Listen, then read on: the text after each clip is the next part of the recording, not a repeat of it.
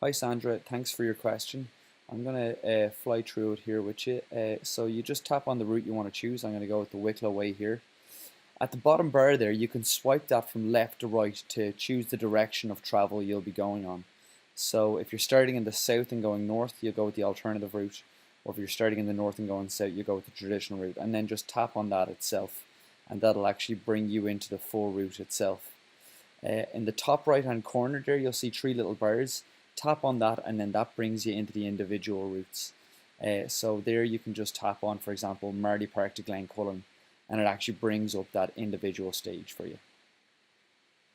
There you can swipe across the elevation profile at the top.